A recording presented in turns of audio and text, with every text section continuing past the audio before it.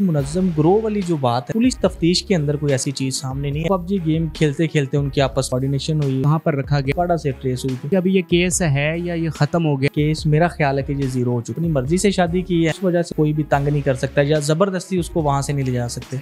आपकी क्या फाइंडिंग्स है? नाजरीन, इस वक्त दुआ ज़हरा का केस ख़बरों की ज़ीनत बना हुआ है, टॉप ट्रेंड है सोशल मीडिया पर। इस केस के हवाले से मुख्तलिफ राह हैं। कुछ लोग कहते हैं कि ये बड़ा ही सिंपल केस है, कुछ लोग ये राय रखते हैं कि इसके पीछे कोई मुनज़्ज़म ग्रोह है, एक साजिश है। तो आज हम senior crime reporter Hasnain Chaudhary साहब के पास आए हैं ताकि वो इस केस के जो असल हक़ाइक़ हैं वो हमारे साथ शेयर कर सकें। तो इनसे बात करते हैं। सर, बहुत शुक्रिया टाइम देने का। आपके मुताबिक ये केस क्या है, इसकी कहानी क्या है? जी, ये केस हाईलाइट तो बहुत ज़्यादा हुआ। जैसे सबको पता भी है कि कराची से एक लड़की लाहौर आती है और यहाँ पे आके वो निकाह कर लेती है और वो सारा जैसे भी है। लेकिन अभी तक जो पुलिस की तफ्तीश है उसमें कोई ऐसी मुनज़्ज़म ग्रोह वाली जो बात है ना, जो सर्कुलेट कर रही है सोशल मीडिया पे या वैसे लोगों इसको जो है ना वो देख रहे हैं, तो इस तरह से पुलिस तफ्तीश के अंदर कोई ऐसी चीज़ सामने नहीं आई। क्योंकि पुलिस ने जब इसको रिकवर किया था लड़की को, और लड़की ने जब अपना बयान रिकॉर्ड करवाया पुलिस को भी और अदालत में भी, तो ऐसी कोई भी चीज़ या ऐसा कोई शवाहिद नहीं मिला जिससे ये हम कह सकें कि ये एक मुनज़्ज़म ग्रोह है या इस तरह से किसी ग्रोह ने इसको अगवा किया और यहाँ पे लेके आए और ज़बरदस्ती निकाह या ऐसी कोई चीज़ है। तो अभी कल जब ये सबसे पहले तो इस तरह से इंसिडेंट हुआ कि कल बड़ी खबरें चलती रही। पहले लाहौर पुलिस इसको डिनाई करती रही कि हमें नहीं मिली, लेकिन फिर जब बाद में हाईलाइट हो गया केस तो फिर DIG की तरफ से एक मरासला भी दिया गया और एक प्रेस रिलीज़ जारी की गई कि हमें जो निकाह नामा था दुआ ज़हरा का वो कराची पुलिस की जानिब से भेजा गया कि ये लाहौर से हमें निकाह नामा जो है वो निकाह आया है और लड़की ऐसे यहाँ से अगवा हुई थी, तो आप इसको ट्रेस करें। तो जब ये DIG ऑपरेशंस के पास आया तो ये सदर डिवीज़न का इलाका है, रायविंड सिटी रायविंड, और ये थाना रायविंड के अंडर ही आता है, जिसको SP सदर जो है वो उसको देखते हैं। तो SP सदर को DIG ने कहा तो SP सदर ही ने SHO रायविंड की ड्यूटी लगाई। तो जब SHO रायविंड मौके पर पहुंचे, जो ज़हीर नामी शख्स था उसने एक एड्रेस अपना दिया हुआ था, वहाँ पे एक क्लिनिक भी था। तो वहाँ पे जाके जब चेक किया गया तो ऐसा कोई भी नाम का जो है ना वो बंदा नहीं मिला। लेकिन पुलिस इसको ज़ाहिर बात है ट्रेस करती रही, क्योंकि ये जो निकाह नामा हुआ है इसका जो यूनियन कौंसिल है वो बाबू साबू का जो है ना वो एरिया लगता है, जो उसके ऊपर है भी।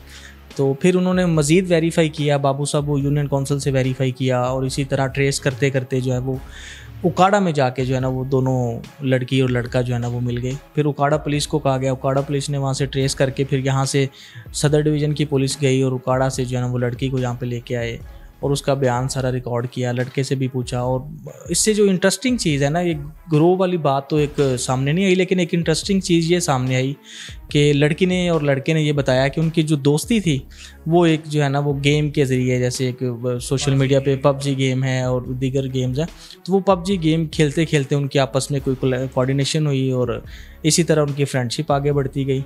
और उसके बाद उन्होंने अपना प्लान किया और यहाँ पे आके उसने निकाह कर लिया। और ये निकाह जो है वो रायविंड के इलाके में हुआ था। तो उसके बाद जब पुलिस ने बयान कलमबंद किया, फिर बाद में कराची की पुलिस भी पहुँच गई। कराची की पुलिस में एक इंस्पेक्टर सईद साहब थे, उनसे भी हमारी बात हुई। उनके साथ हेड कांस्टेबल थे, लेडी कांस्टेबल थी। तो उन्होंने फिर अलहदा तौर पर, क्योंकि पर्चा कराची में हुआ था तो इसलिए वो कराची पुलिस ने ही सारा उसको टेक ओवर करना था। लाहौर पुलिस उनको असिस्ट कर रही थी, सारा कुछ कर रही थी, लेकिन जो इंटेरोगेशन थी प्रॉपर तरीके से, जो उसका चालान और ज़िम्नियाँ जो भी अदालत में पेश करना था वो कराची पुलिस की जानिब से था।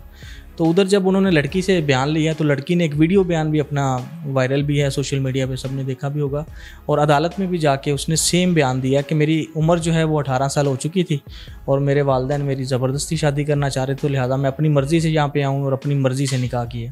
तो उसके बाद अदालत ने भी फैसला दे दिया कि ठीक है जी, आप लड़की जिस जगह पे चाहे रह सकती है और कोई भी उसको तंग ना करें। अच्छा हसनैन भाई, ये भी बताइएगा कि ये तफ्तीश कितने दिन चलती रही और कहाँ से उनको रिकवर किया गया, कहाँ पर रखा गया, और कोई इंटरेस्टिंग बात है तफ्तीश के बारे से? ये तकरीबन कोई 10 से 12 दिन पहले ये केस हुआ था कि कराची से जब लड़की अगवा होती है तो वहाँ पे पर्चा दर्ज होता है और उसका वो केस हाईलाइट हो जाता है, क्योंकि लड़की थी और वालिदैन जो उसकी एज बता रहे थे वो तकरीबन 15-16 साल बता रहे थे, तो जिस वजह से मामला ज़्यादा हाईलाइट हो गया और हाइप पकड़ गया। तो जब वहाँ से मामला हाईलाइट हुआ और फिर लड़की को ज़ाहिर बात है सोशल मीडिया और दूसरा सेट जो है ना हमारा इलेक्ट्रॉनिक मीडिया के ज़रिए पता चला कि मामला तो ज़्यादा हाईलाइट हो गया।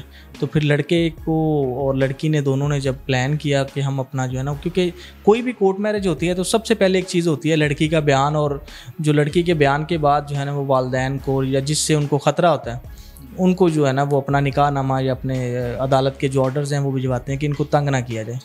तो लड़की और लड़के ने ये प्लान करके अपना जब निकाह किया तो वकील ने उनको कहा कि अपना आप बताएं जी किसको निकाहनामा या किसकी तरफ से आपको कोई ख़तरा है जिनको अदालत की तरफ से नोटिस भेज दिया जाए कि इन्होंने निकाह कर लिया, लिहाजा जो अगवा का और जो दीगर इल्ज़ाम लगाया गया है वो सारा गलत है।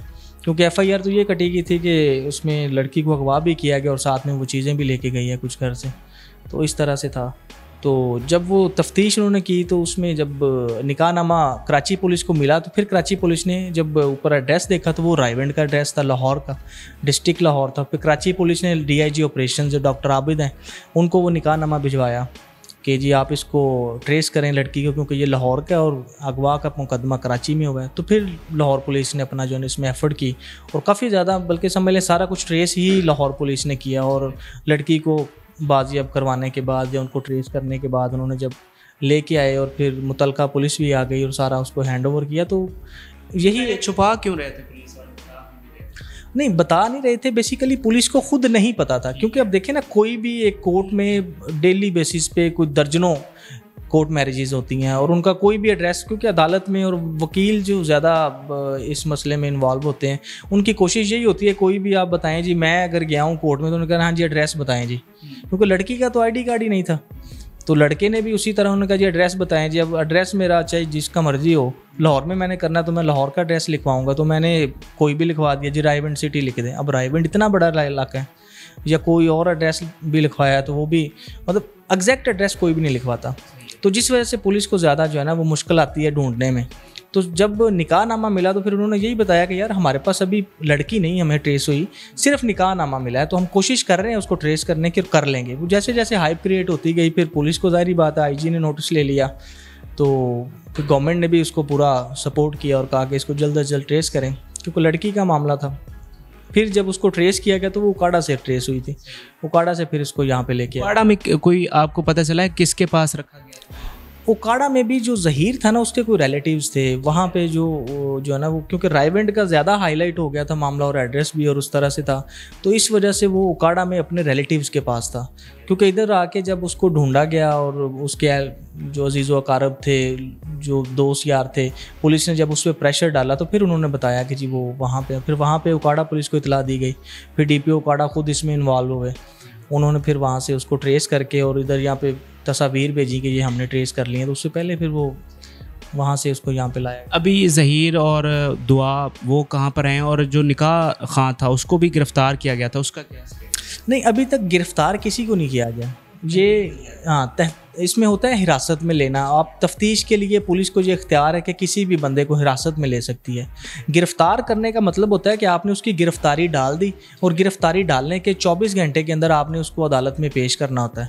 उसका चालान, उसकी ज़िमनी या जो भी आपको उसके ख़िलाफ़ एलिगेशन है, जो आपको सबूत मिलते हैं, तो हिरासत में लिया गया। हिरासत में लेने का मतलब ये होता है कि उसका पता चल सके कि ये किधर है, कैसे है। क्योंकि देखिए एक मेन चीज़ होता है वकील जो निकाह करवाता है, दूसरा होता है निकाह ख्वां जिसने निकाह पढ़ाना होता है। तो ये दो मेन इसमें जो है ना वो बंदे होते हैं।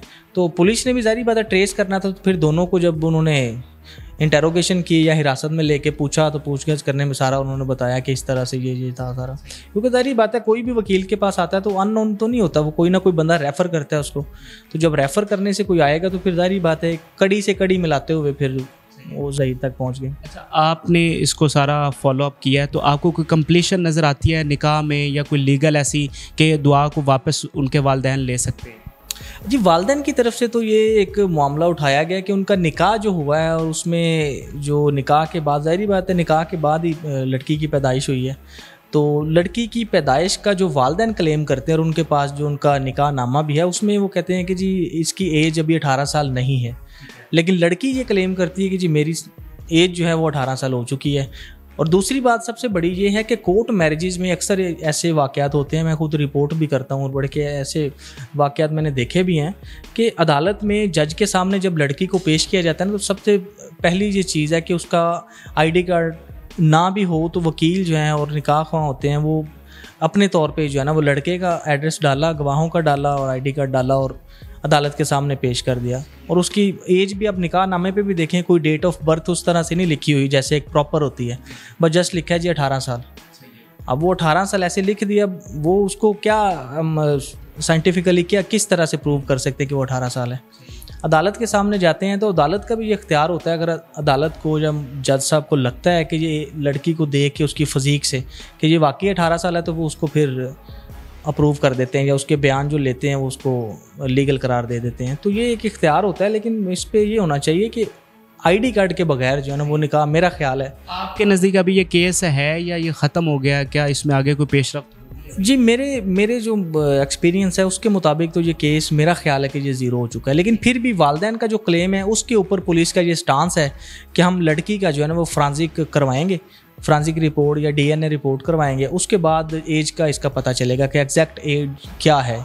और वालिदैन जो कहते हैं कि अब वाकई ठीक है, अगर तो एज लड़की की निकलती है कम तो फिर इस केस को आगे मज़ीद बढ़ाया जा सकता है। लेकिन दूसरी तरफ जब हम अदालत का ऑर्डर देखते हैं तो अदालत ने जो हुक्मनामा दिया है कि ठीक है आप लड़की को उन्होंने जो है ना फ्री कर दिया कि वो अपनी मर्ज़ी की मालिक है, क्योंकि वो बालिग हो चुकी है और अपनी मर्ज़ी से शादी की है, तो इस वजह से उसको जो है ना वो कोई भी तंग नहीं कर सकता या ज़बरदस्ती उसको वहाँ से नहीं ले जा सकते। तो ये आखिर में ये बताइएगा कि आपकी क्या फाइंडिंग्स हैं? क्या ये केस उतना ही सादा है कि एक लड़की, उसकी दोस्ती हुई, शादी हो गई, लेकिन इत्तफाकन केस मीडिया पर भी वायरल हो गया, या इसके पीछे कुछ ऐसा है?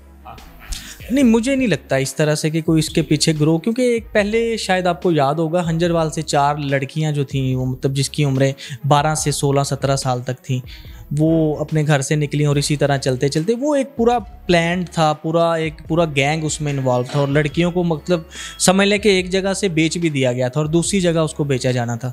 तो वो उस तरह के केसेस में ना थोड़ा सा लगता है कि वाकई कोई ऐसी चीज़ है, क्योंकि उसकी जो कड़ियाँ थी रिक्शे में बैठी आगे गई आगे बताया, क्योंकि उनका जो दिमाग था या उनकी जो सोच थी वो अमीर बनने की थी। तो जब ऐसी सोच इंसान के अंदर आती है या ऐसा बच्चों में या नौजवान नस्ल में होता है तो उसमें जो है ना वो जो ऐसे गिरोह हैं वो फ़ायदा उठाते हैं।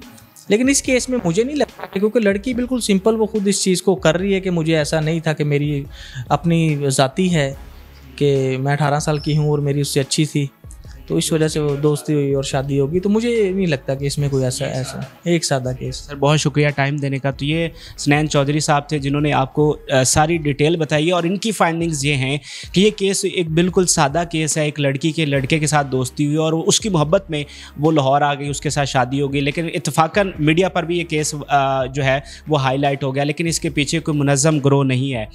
तो फिलहाल के लिए हमें इजाज़त दीजिए। अल्लाह हाफ़िज़।